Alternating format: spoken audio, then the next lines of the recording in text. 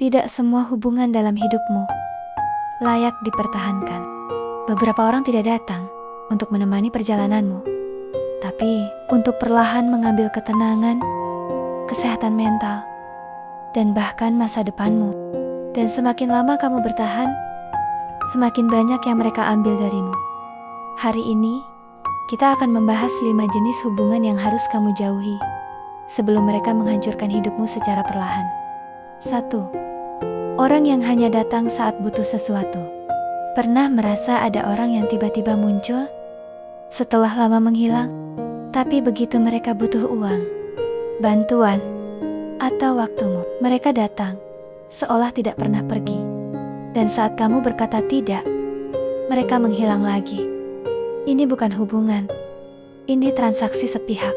Dan kamu selalu berada di pihak yang dirugikan. 2. Orang yang senang saat kamu jatuh, diam saat kamu berhasil. Perhatikan siapa yang paling cepat muncul saat hidupmu berantakan, dan siapa yang tiba-tiba diam saat kamu mulai berhasil. Ada orang yang tidak ingin kamu sukses. Mereka hanya ingin kamu tetap butuh mereka, karena di matanya, kebahagiaanmu adalah ancaman bagi peran mereka dalam hidupmu. 3. Orang yang suka bergosip tentang orang lain. Ini aturan sederhana. Jika mereka bisa membicarakan orang lain di depanmu, mereka juga membicarakanmu di belakang mereka.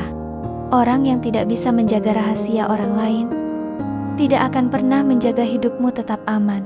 Dan di usia hidup yang semakin matang, kamu tidak butuh orang yang menyebarkan hidupmu seperti cerita murahan. 4. Orang yang terus-menerus tidak menghormatimu.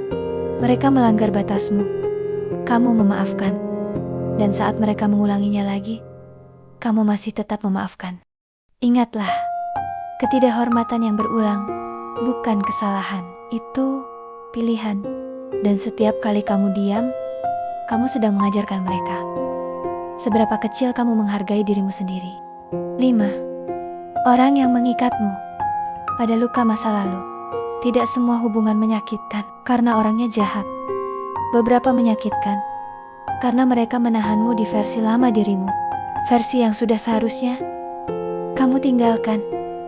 Luka lama, kesalahan lama, penyesalan lama. Kadang, keputusan paling penuh kasih untuk masa depanmu adalah menutup pintu dengan lembut pada masa lalumu.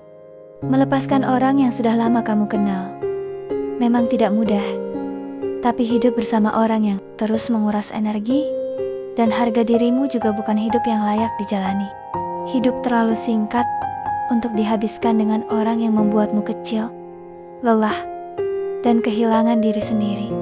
Pada akhirnya, hidup yang lebih tenang bukan tentang memiliki lebih banyak orang di sekitarmu, tapi tentang keberanian untuk menjaga jarak dari apa yang merusak ketenanganmu. Tidak semua yang lama harus dipertahankan. Tidak semua yang dekat harus terus dibiarkan masuk lebih dalam. Belajarlah untuk memilih dengan lebih sadar, karena setiap hubungan yang kamu biarkan tetap ada, ikut membentuk arah hidupmu.